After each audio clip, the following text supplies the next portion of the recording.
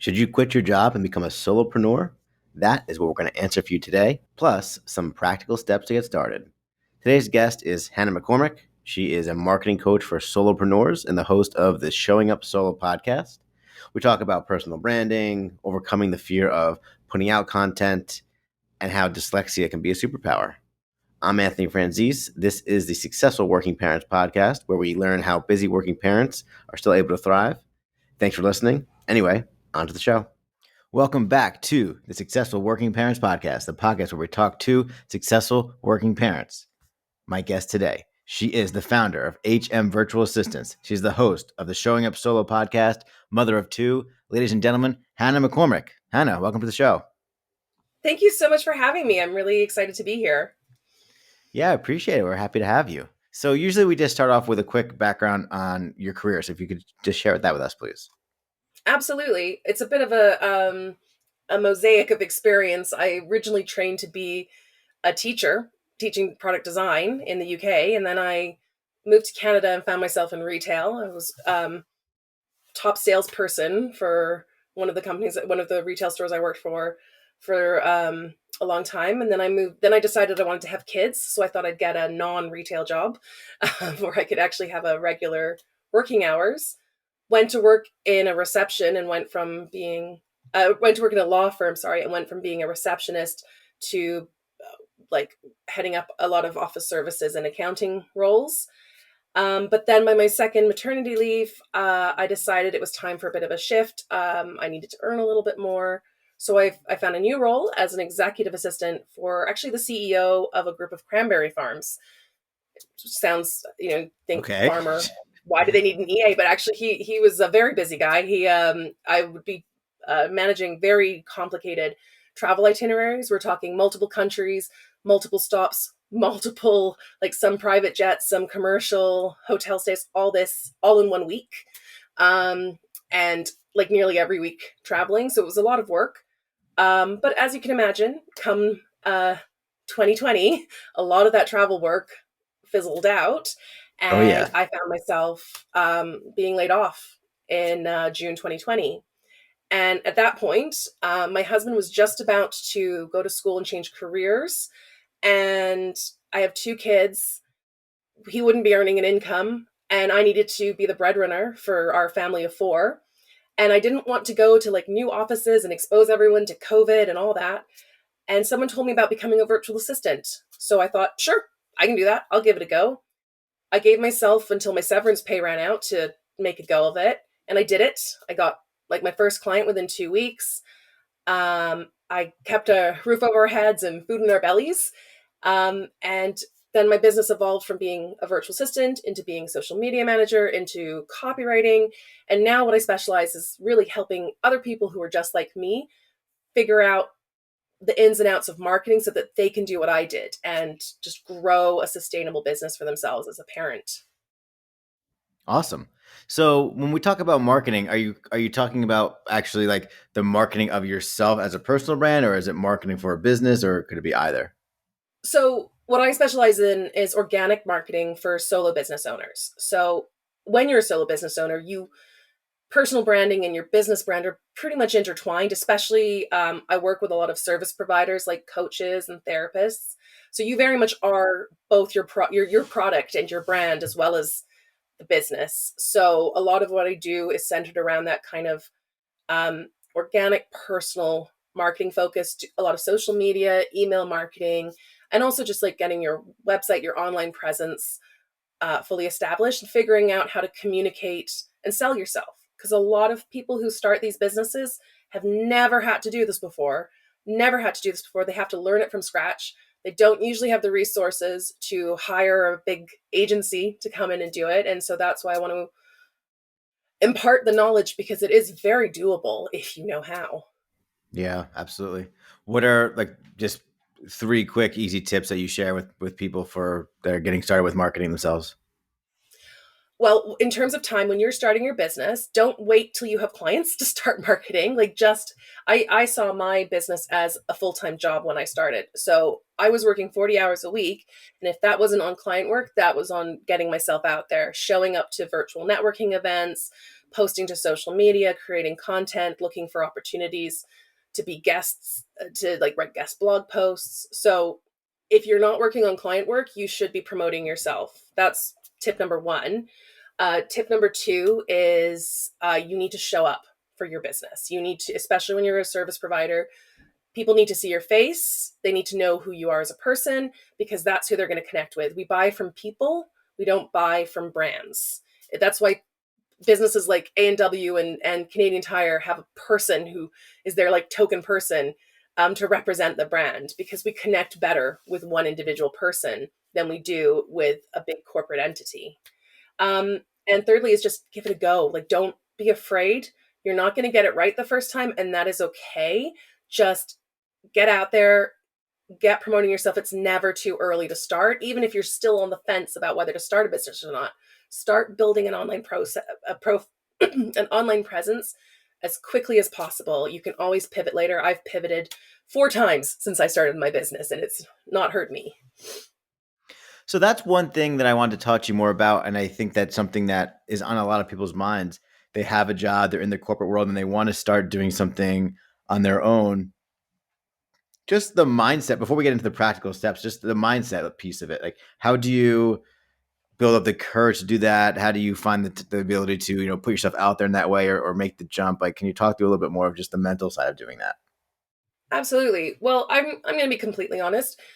I had thought about being employed for myself for years, like probably over a decade, and I would not have made the leap if I hadn't have lost my job and absolutely needed to. I needed to just be in that situation where I had no choice. So I don't expect people to make that leap as easily as I did. Because I know it's hard, especially when you have a predictable income, because starting a business of your own, it's not a predictable income right away. There's a lot of investing up front. There's a lot of time and mistakes and errors that go into it. If you are in a corporate job and you're considering it, my best advice is to just start building an online presence so you can validate that you have a good idea, that your service is in demand, and try to attract those first few clients before you've even officially launched your business. Like, just try to find the first few people so you can validate it for your own self-confidence more than anything else. And try to, give it a test drive if that's what you need for the confidence. Otherwise, get laid off and you just go for it. Ask your boss to lay you off, and then you could just do it that way. Exactly. And so you had 2 kids at the time, right? So what was it like? I mean, it's hard to be a working parent with a steady job, right? So what was it like being a mother of 2 kids and trying to get this business off the ground? Well, it was interesting because when I was laid off, my husband was just about to start going to school full time, and we hadn't had any childcare for, like, he'd been doing full time childcare up until then. It got delayed because of COVID, so he didn't end up starting school until 6 months later. So that for those first 6 months, I had him there full time, so I was working 60 hours a week. I would just like log into my computer as soon as I got out of bed and work until tea time. So that was a huge help, having a partner there to do all the childcare. But then when he went to school and then he started getting employed, suddenly I had to run my business and manage the childcare. And I actually, this is one of the big pivots I did. I ended up having to let go quite a few of my clients. I'd built a really big business, but the 60 hours a week was not sustainable because I was realistically only getting 50. I only had 15 hours a week in which to work when I didn't have children at home. And as someone who's neurodivergent, it's very difficult for me to focus on my work when the kids are also wanting my attention. So I basically had to like quarter my business and find a way to still earn essentially the same amount of money, but in a quarter of the time. And that's when I pivoted from doing sort of monthly services to doing package based and eventually coaching now. So speaking of neurodivergence, you were telling me before that in some ways working for yourself has been better for you because it's been able to, you work better given some of the challenges that you have. So can you talk more about that? Yes, of course. I mean, I think I found myself in roles that I was over skilled for overqualified for years as an employee because I was worried about my neurodivergence. I was worried about being dyslexic. I didn't yet know I also had ADHD. That was a discovery that happened as I was digging into the mindset shifts of being an entrepreneur. Um, and so when I became an entrepreneur, I got this new concept. This, like, it was almost like I hadn't realized this was an option before, but like I could set my schedule. I could say, I only work these hours. And I could say, like I started to realize, especially when I was doing creative work, like copywriting, some days I could sit in front of the computer and I could not get up for 6 hours. I wouldn't need to eat, drink, anything. And I could just like churn out this glorious, amazing copy. And then other days I could stare at the screen for hours and not churn out a sentence. And a lot of that was to do with my ADHD. So I built my business and my client expectations around giving me the space and the buffer that I could, like, I didn't have to try to force myself to be creative on demand. I could build a buffer in so that I knew that I could capture those days when I was hyper focused, is the magical space you want to get into when you have ADHD. And I also curated clients who the clients I work with, they all understand that I'm a parent. They all understand that I'm neurodivergent. They're the kind of clients where and I hate canceling meetings last minute, but if I did, I know not one of my clients would complain. They'd be absolutely not a problem. We totally understand. And building a place where that, and some of the contractors I work with, there's always, um, actually, I always have this rule, like, no apologies needed. If you have a life like outside your business and it interferes, we don't need apologies here. It is what it, like, it's your life. Your work kind of needs to come second in that focus. And so I've kind of built this network of people who all think similarly in terms of supporting each other. Yeah. They say that people who have dyslexia can oftentimes be successful because they see the world differently and they have to approach problems differently. And Richard Branson's famously dyslexic. My stepfather's actually dyslexic, and he's pretty successful as well. And so I'm curious, do you find that it has given you that kind of creative edge or differentiator in any way? Absolutely. I actually think it is one of the reasons I pivoted into coaching, because a lot of my clients, they consistently said their favorite part of working with me was getting on the calls, because I had a way of explaining things or seeing things that they didn't. And that's why I realized I needed to pivot into doing more coaching, because that was where I was giving the most benefit to people. And it's true, like, it's helped a lot. I have this way of seeing things and explaining things that other people don't. And the the look on someone's face when you suddenly express something that they've not been able to put into words, and there's something like, yes, like, how did you get out of my brain? And I very much credit my dyslexic way of thinking for that. That's great. Okay, so let's say I work a corporate job and I'm longing to start my own thing, and I just don't even know where to start. I have Mhm. some obviously I have some things I'm interested in, but I don't even know, okay, this is definitely what I wish I could sell or what I would go to market with. Can you help me to just get started in the first place and craft where I would begin? Absolutely. The biggest thing I find is a lot of people get stuck in what they think they should do. They're worried about, ooh, they often lack the self confidence to go for what they want. So they think, well, I should do this. It's why I went for VA. I was like, I know I can do admin work. So that's why I went for being a VA versus it being what I truly wanted to do, what lit me up inside. But honestly, if you're going to work for yourself, you got to love what you're doing. You have to love it, because it's going to consume your life. You need to love what you're doing. So, my first piece of advice for you is, if you're thinking about it, think about what you want to do and who you want to do it for. So, think about the kinds of people you want to work with, not the kinds of people you think you should be working with or could be working with. Think about who you want to work with and what you want to do, and make that the priority. And then, if you are testing the waters to see if it's a good idea, there's a new platform out there called pickmybrain.world. I don't know if you've heard of it, Anthony, but it's new. It's kind of like Airbnb, but for knowledge. You can basically purchase, like anyone can get a profile, and you can purchase time with people for for any number of topics of discussion. And just basically, it's a knowledge sharing platform. And I would say that's a really great place if you're trying to validate your idea, see if it's something you want to do, create a profile and offer a service on there. And see what people think. See if there is an interest. Um, See if you enjoy doing it before you've fully committed. Because I know it is incredibly scary to leave a corporate job. I mean, you've got health benefits. I'm not sure what it's like in the US, but in Canada, you need to, like, you want those health benefits in there. Yeah. You've got all those It's things worse to here. worry It's worse about. here. It's definitely Yeah. worse here, I think.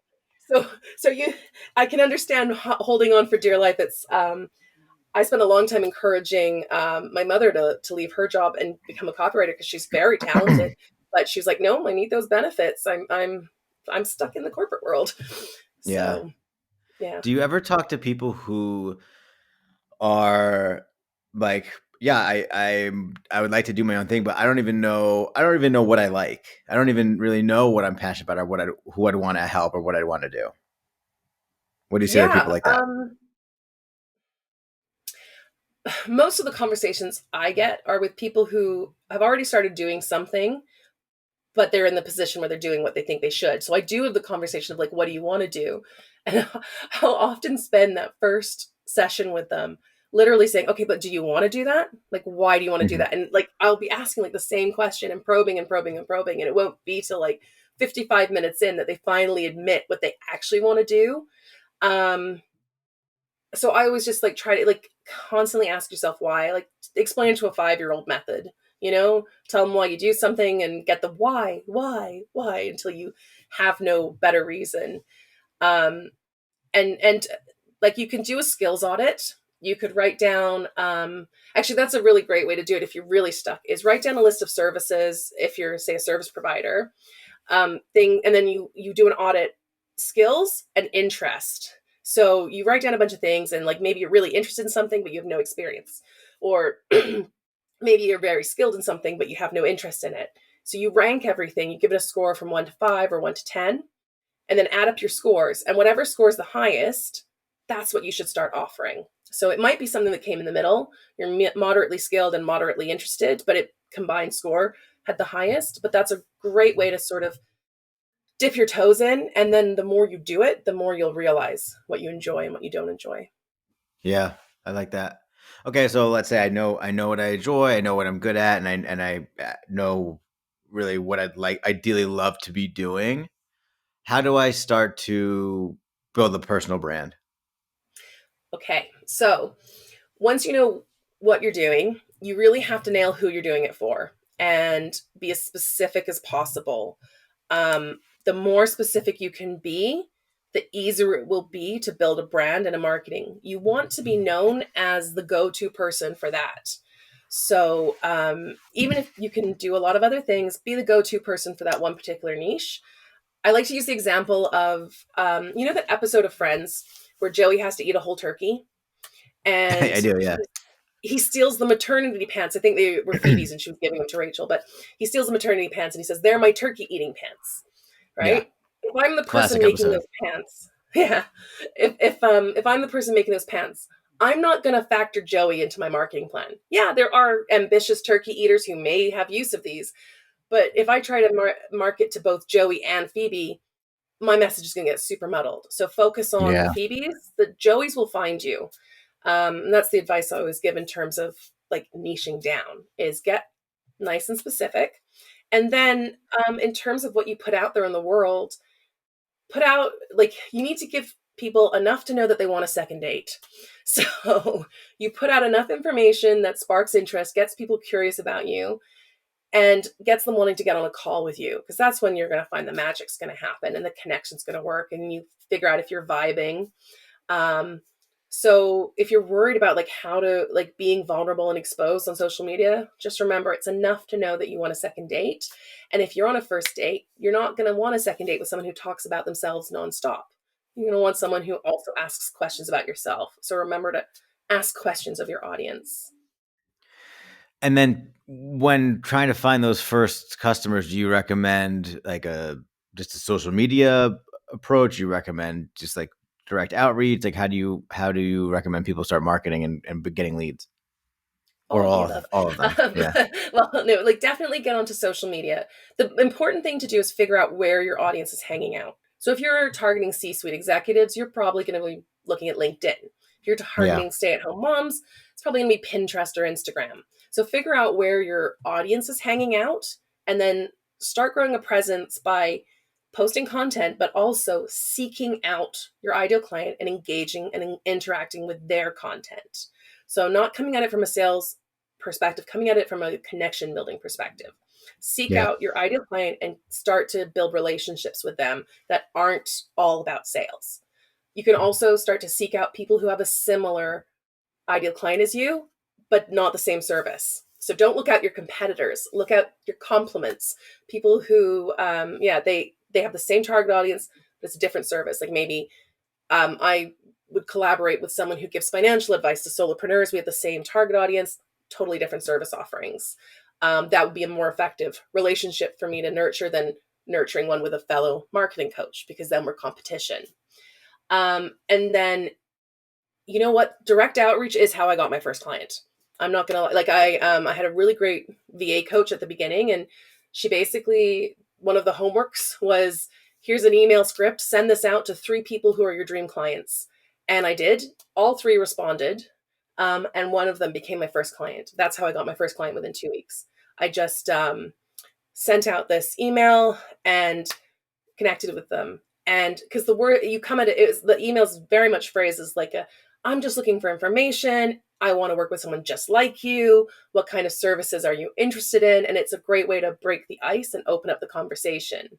Actually, to plug my own stuff, but I actually have created a similar script. I have a resource called How to Get Your First 3 Clients, which has some of my advice in there. So, Okay. Well, we'll be sure to um, link to that in the show notes. yeah. So yeah, that's it. Like, do reach out. The most important thing is find your ideal client and connect with them. Hmm. When it comes to putting yourself out there and making content, I think another thing that's hard for people is um, just like the fear of, the fear of putting yourself out there in that way of maybe being criticized or judged for the content that you're creating. And then also the harsh reality of like nobody really looks at it for a while either. All right. I wonder if you could speak to either of those things.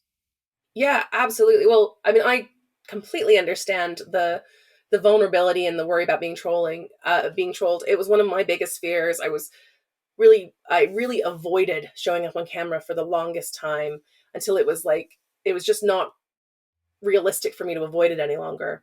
And I remember I posted a reel and I got trolled. Someone said something about me needing the gym, and I it was really funny because the worst had happened, and I suddenly thought, I don't care. I maybe want to Yeah, see some more expletives in there, but I was just like, I really sure. don't care. And I think I shared their comment to my stories, and all my followers were like, who is this account? I want to troll them back. And there was this Yeah. outpouring of support. So I just kind of thought, like, anyone who's going to troll me is not someone I want to work with. So I really don't care who they are. And it had nothing to do with who I was as a service provider. So I just kind of go with this, like, I don't care attitude. And it's not like it's something that comes naturally. You have to keep telling yourself to not care. But if you can get over that, and curate, again, like, when you work for yourself, you decide who you work with. You do not need to work with people who judge you that way. You can curate a client list of people who respect and appreciate you and see you as a collaborator, as an asset, not just like a product or an employee. Yeah. Now, I found that to be helpful in my own journey as well. It's sometimes helpful just experience the thing that you're so afraid of, and then you realize it's not that scary. Yeah. I always come back to I have this, you can't really see it on the camera. I have a huge scar on my arm. I broke it trampolining when I was 18, and it's a big, massive scar. I'm super pale, and so it stands out like really vibrantly in person. And I remember thinking to myself when I was 18, am I going to cover up my arm for the rest of my life? Am I going to like wear a long sleeve wedding dress because I'm embarrassed, or am I just going to have to get over it? And and I chose to get over it. And that's kind of my attitude, is just decide to be over it. Yeah. Make that conscious decision to say, I don't care anymore. And you'll find that it starts to be true. Talk to me a little bit about time management. You're a mother of two, you run a successful business, you have a podcast. How do you manage to fit all this into your day?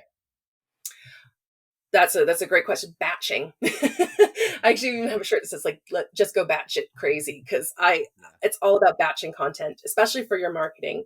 So my podcast, for example, I record episodes months in advance. When I had a co-host, she lived in a different province to me, so we'd have to get on a plane to be in person. So we'd get together and we'd film 6 months worth of episodes and a whole bunch of reels and like short form content. And then it's just there, ready to go. So I'm always ahead of myself. The other thing is I have an amazing podcast manager who I just give her the raw footage and she takes care of the rest. She keeps me coming out on time. If it was up to me, I definitely wouldn't be. Because it's so easy to prioritize client work over your own marketing. So if you can get support in there from a virtual assistant, podcast manager, social media manager, that's a big help.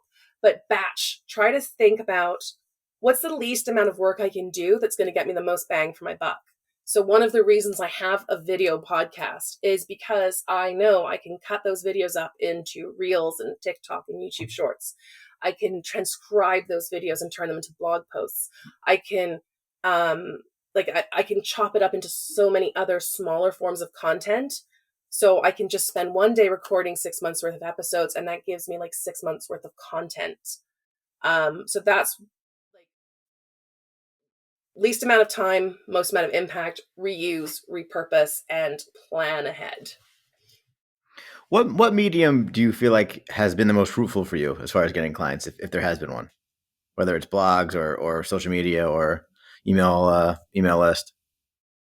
Yeah, well, email marketing is by far, I would say, the most effective. I mean, one of the advantages of email marketing is you own your list. You're not fighting an algorithm. But you have to grow the list, and to grow the list, you need to use platforms like social media. Honestly, I think LinkedIn. I love Instagram. A lot of people love Instagram. Instagram's fun, but LinkedIn has actually delivered me, I think, the best results and the most clients for a number of reasons. The profiles are so set up for success. They set you up for success. There's so much real estate there. No other social media platform gives you that much real estate. You can, as long as you optimize it for SEO, you can be found not just on LinkedIn, but through a Google search. I mean, oftentimes if I Google myself, my LinkedIn profile comes up first.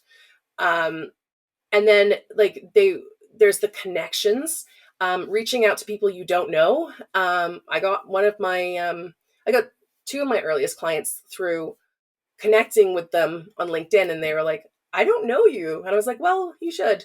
And that sparked a Now you do. conversation. And 3 years down the line, we're still working together. So like you've got that advantage there. Now that they've brought out things like collaborative articles and newsletters as well. I mean, LinkedIn newsletters, they don't get put into they come as an email from LinkedIn. It doesn't go into your spam. It doesn't go into your promotions. So you know that newsletter is going to reach people. It's not going to get ignored. So the deliverability is much better. So I would say if you have to start somewhere, LinkedIn is the place to start. It's a really great place to start, even if you don't even have a website yet, because there's a lot of ways to connect, capture people's information, and Yeah, get into those inboxes. I agree. I feel like it's probably one of the more underutilized and undersaturated platforms right now. If you knew everything that you know now, would you still have gone into solopreneurship? Absolutely.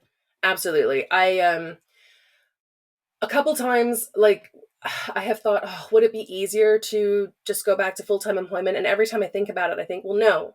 As a parent, I need a flexible schedule. I need that flexible schedule. If my kids are sick, or both my kids are also neurodivergent, so we've had some issues with them being sent home from school. And if I worked in an office, I wouldn't have the option to stay home with them or to postpone client meetings so that I can focus on them. So as a parent, solopreneurship makes a lot more sense. I've had the ability to completely rewrite my schedule multiple times, as like when they were in preschool to now that they're in school, rearrange it based on like their changing schedules.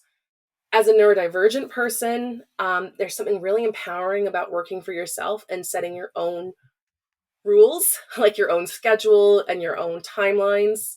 And also, just from a confidence perspective, I'm no one's employee now. I've probably been ruined for employment, to be honest, Yeah. because It's everything too I late come to, now. exactly, I'm ruined, because I come to everything as equals with my clients. We're equals. I'm there. It's a collaborative partnership. I'm not there to tell them what to do. They're not there to tell me what to do. We're there to share our knowledge and help each other like flourish.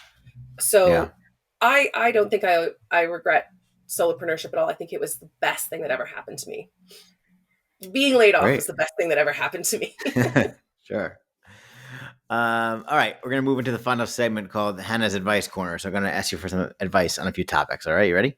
Okay. Okay. So first question is, what advice do you have for somebody that's afraid to start building that side business?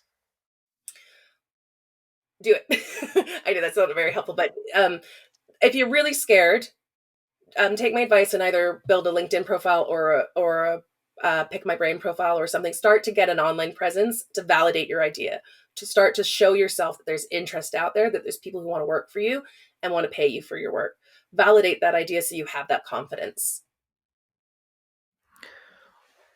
What advice do you have for somebody that's debating whether they should be going from the corporate world into solopreneurship or not? I guess the question is like, what is motivating that change? Because going from the corporate world to the solopreneurship world, solopreneurship is unpredictable. Um, it is hard work. It's not easier. It's a lot of hard work. It's a lot of investment up front, but it comes with a lot more flexibility, a lot more control, the ability to shift and pivot your business as much as you want. So know why you're going into it and like what is the core motivation. If it's just because you hate your job, maybe you just need to go get a different job. If it's because you really need a lifestyle change, because that's what going into solopreneurship is, it's a lifestyle change. And be mentally prepared that there is a lot of mind shift work to do going from employee mode to business owner mode. Yeah. What's the best advice you've ever received?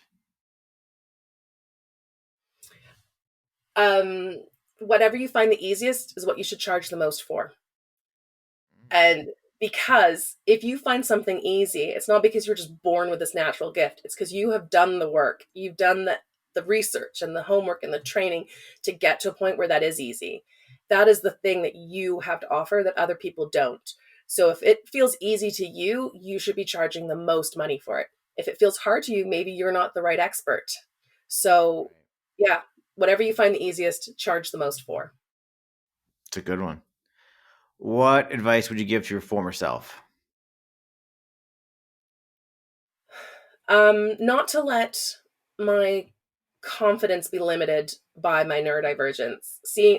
Don't see my dyslexia, and I didn't know that I had ADHD at the time, but don't let that limit my decisions, because it did limit me for a long time.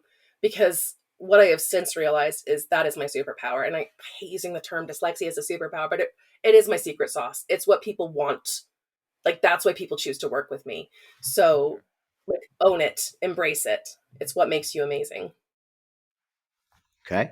All right. Last question. By the time this podcast comes out, my daughter will probably be almost 7 months old. So, what advice do you have for me as the father of a 7-month-old daughter? Oh, with the fun starting now. You've got solid foods, I'm guessing, and you've got talking and walking and crawling soon.